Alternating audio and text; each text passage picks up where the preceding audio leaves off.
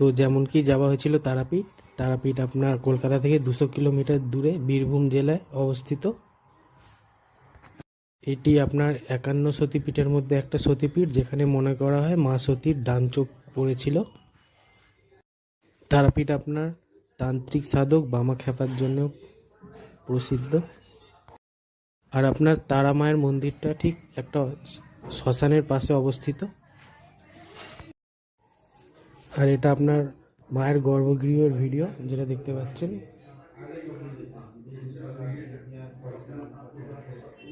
আর তারাপীঠ আপনার তান্ত্রিক বিদ্যার জন্যেও অনেক বিখ্যাত। ওখানে অনেকজন তান্ত্রিক বিদ্যা শিখতেও যায়।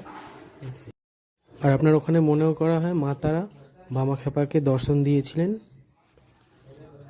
আর মন্দিরে আপনার কৌশিকী অমাবস্যা, মকর সংক্রান্তি এরকম বড় বড় উপলক্ষে অনেকটাই ভিড় হয়।